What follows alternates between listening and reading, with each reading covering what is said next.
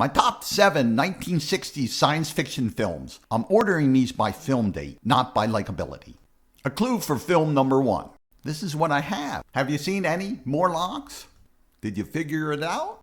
At number 1 is 1960's The Time Machine, based off the book by H.G. Wells. A scientist develops a time machine so he can discover what wonders the future holds. The film won an Academy Award for Best Special Effects. The time-lapse scenes are very well done and interesting to watch. The scientist, filled with optimism, stops several times and to his horror discovers that society is progressing in making warfare. He flees from a nuclear war and goes far into the future. He discovers that apparently society has evolved to the point where people live an idyllic lifestyle of leisure. It's quickly evident it's not the paradise he imagines. The people have no empathy for any other person, little to no knowledge, and apparently no desire to attain knowledge. The scientist falls in love with a beautiful girl he rescued from the river named Weena. Eventually, the scientist comes face to face with another society called Morlocks. The special effects design of these things surely succeeded. Look at them, they're creepy as hell.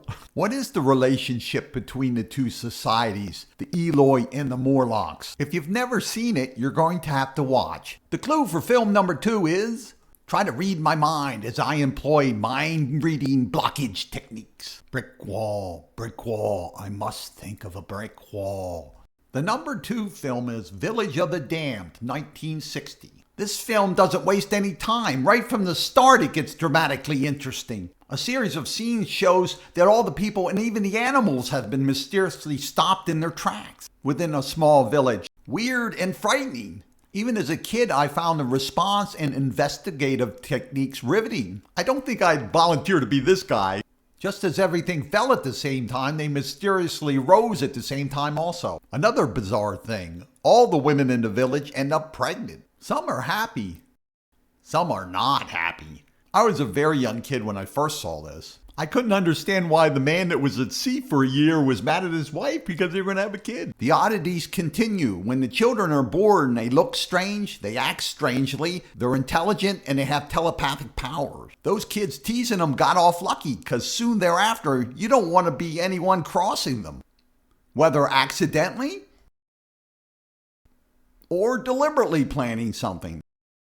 What should the adults do with them? What would you do with them? I think this kid's onto your plan. The clue for film number 3 is... Did you get it? It is...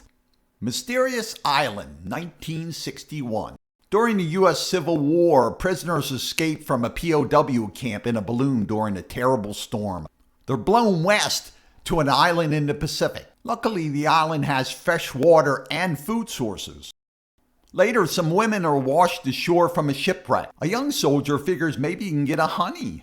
He soon learns that seeking honey can sometimes get you in trouble.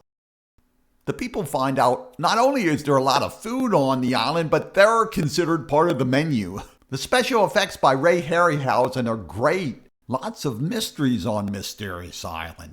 How did the animals all get so big? What's this weird thing coming out of the ocean? How did the people on the island wind up in these luxurious digs? The biggest mystery is how they're going to get off the island before the volcano explodes. If you haven't seen it, watch it so you can find out the answers to the mysteries. The clue for film number 4 is kind of tricky. You may want to pause it and think it over carefully. Number 4 is the 1966 film Fahrenheit 451. The film starts out with a fire engine responding to an emergency. A guy receives a phone call. Listen, get out. What? Hurry. Who's that? Is his building on fire? The emergency the fire truck is responding to? No, it turns out the firemen are experts at seeking and finding books. They know all the hiding places. A future dystopian government has outlawed books, so the firemen burn any they can find. What's the government's line on why the books are burned? The books have nothing to say. Books disturb people, they make them antisocial. One of the ways people are indoctrinated is through interactive television. A fireman's curiosity is piqued by a woman he meets. Will he succumb to his curiosity about books? Or will his beliefs through indoctrination remain true? You'll have to watch to find out. The clue for film number 5 is... Film number 5 is 1966 Fantastic Voyage. An important scientist has a blood clot which is unable to be fixed with conventional means. Technology exists that can shrink things, including people. A small submarine with the people inside is injected into the bloodstream so they can go to the clot and remove it with a laser. A number of problems arise during their journey. There are threats from the body's defensive mechanisms and time constraints before they start growing large again. As a kid raised with a black and white TV, I can't overemphasize enough how certain films can benefit with the use of color. To find out whether they succeed, you're going to have to watch the film.